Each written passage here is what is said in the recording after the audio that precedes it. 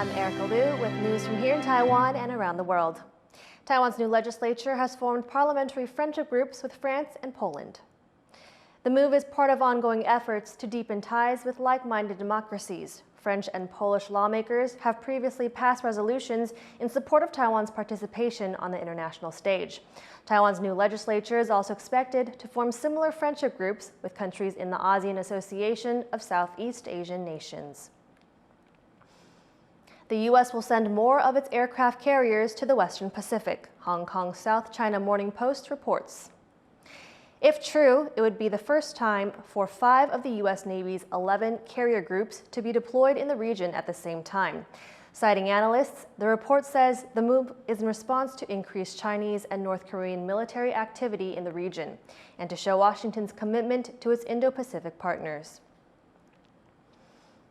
China is off limits to Taiwanese tour groups once again. Reese Ayers reports on the government's decision that's ruffling a few feathers in the tourism industry. No more group tours to China again. That's the order from Taiwan's Tourism Administration, going back on previous plans to permanently restart group tour programs to China from March. It's a decision that has left tour operators in Taiwan feeling sour. 台商也可以过去，自由行也可以过去，宗教交流可，就是我旅行社不能社团。我旅行社是踩到你观光署什么东西？你观光署是旅行社的大家长，你要带头，而不是说啊你们不行。 Taiwan's ban on tour groups to China first started during the COVID-19 pandemic and is scheduled to remain in place until March 1st this year, with tour companies taking bookings for March onwards. But a recent announcement from the Tourism Administration said that ban will come back into effect in June, leaving tour companies to deal with cancellations and lost deposits for any tours scheduled from June 1st onwards. But Taiwan's Tourism Administration says it's protecting national interests and that China's recent change to a commercial flight path known as M503 is to blame. 主要是还是安全管理的问题。 M503，它确实在这个旅游安全上面，确实我们觉得是有疑虑。 China edged that flight path 6 nautical miles closer to Taiwan at the beginning of the year, a move Taipei says is a deliberate attempt to change the status quo. But academics worry that this tit-for-tat could result in a missed opportunity for improving cross-strait relations.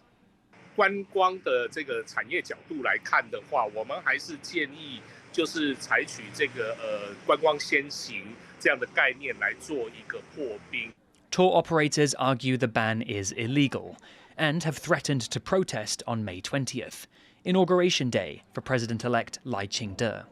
But unless the Tourism Administration changes its tune, operators will have to make do without one of their most lucrative sources of business. James Lin and Reese Ayers for TaiwanPlus.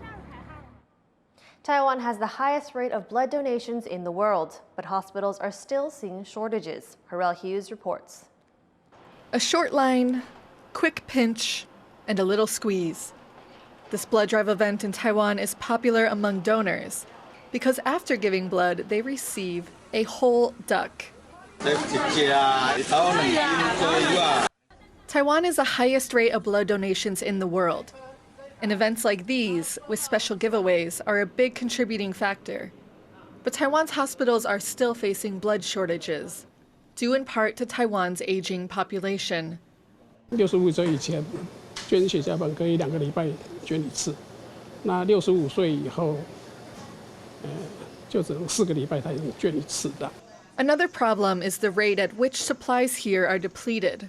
Hospitals transfuse up to 4 times more blood than hospitals in the U.S. And with Taiwan's population rapidly aging out of blood donating age, health experts are worried. They say all these problems will be compounded by 2027. 捐血我们有年龄的限制嘛，是7岁到65岁。那我们这些忠诚的捐血人啦，其实到了65岁，可能他就没有办法再捐。20年前，我们大概小于20岁的人可以捐到35万人次，那今年大概只剩下10万。Taiwan's government is working to address the shortage for the long term, but in the meantime, blood drives with special incentives will have to carry the weight. Andy Shui and Erika Liu for TaiwanPlus. The city of Kaohsiung in Taiwan's south is hosting a homemade raft race for the first time since the pandemic. Erika looks at some of the successful and not so successful designs. It's race day on Kaohsiung's Love River. Here, 50 teams have put together a flotilla of homemade rafts, and they're testing them out on the water. Some, like this one made of buckets, were an immediate success. The team rowing this pontoon won in its division. Other designs haven't worked quite as well. The common theme is the use of recycled materials. From bits of bamboo to discarded plastic, everyone is reusing waste to ensure the race is both green and fun. 保特瓶也都是社区回收厂里面去捡来的，所以大部分都是从社区来的，或者是家里。每个都是独立设计，所以那有18个独立桶，那福利上是没有问题。The annual race was canceled for several years due to the COVID-19 pandemic.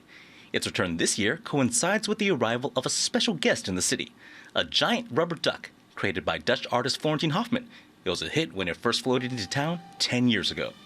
Now it's back, attracting crowds and spectators for the nearby races. Many teams have paid homage to the duck in their designs.